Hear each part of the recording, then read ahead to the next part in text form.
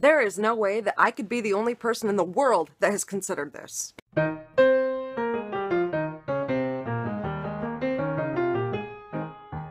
Human hibernation. I've spent the last few weeks trying to research human hibernation, the pros and the cons, and why the bears do it and why we don't. You're bored enough and you're sitting on the couch long enough and you don't have friends or a life. You sit here and wonder these kind of things like, why do people get the flu?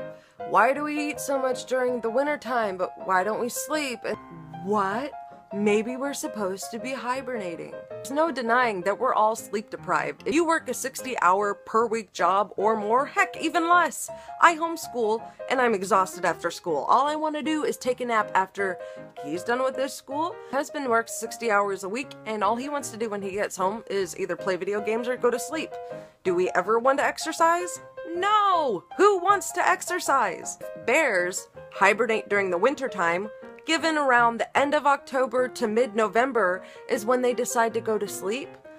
That's weird because that's about the time I eat an entire box of candy that my son has gone out to trick-or-treat for, and then not even a month later, we're sitting there eating Thanksgiving feast, getting ourselves full, and then we're not reaping the rewards of being full.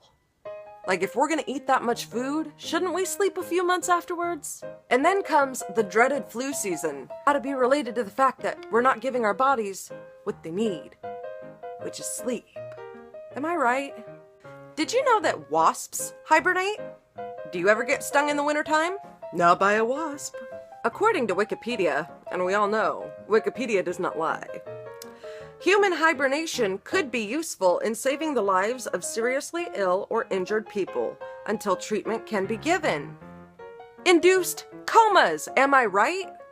Doctors literally induce comas for certain people in certain circumstances. So in order for some of us to actually feel better, we need to be put to sleep. Wow, that sounded really dark. In another article, they said that human hibernation can be energy saving and metabolism boosting, and it can help with cancer and other diseases. They didn't specify how it could help that, but I mean, if it cures cancer. So Kaylee, how do we train our bodies to sleep for 3 months? According to my research, bears don't deep sleep. They said that some rodents go into a deep hibernation where they just don't exist for 3 months or even more. They just don't move. Unlike bears, where they hibernate, but they're able to get up and do things and then go back to sleep. And so that's what I'm assuming maybe we should do.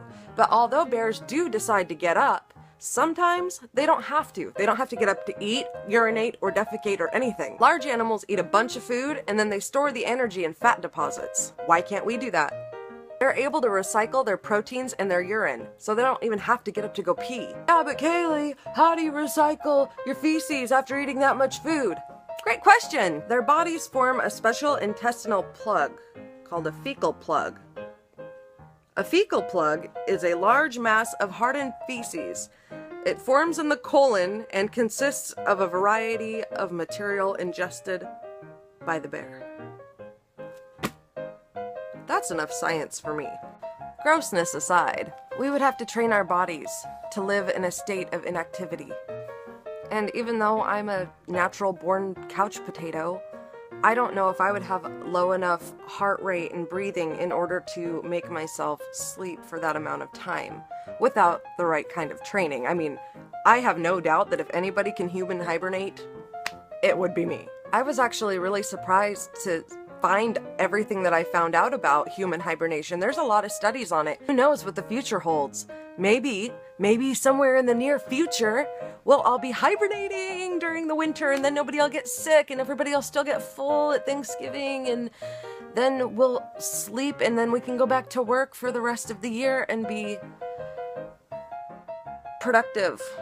Well, that's all I got for you guys. So if you're interested in it, leave me a comment. Let me know what you think about human hibernation or any kind of like bear hibernation, rodent hibernation, wasp hibernation. I'm really random sometimes and I ramble on about things that haven't happened, but I hope that happen that probably will never happen, if you know what I mean. I really am curious about it. I would love to know more about how the bears do it and how we could incorporate them into our hibernation, if it's even possible. And I know it sounds super crazy, but just think about it.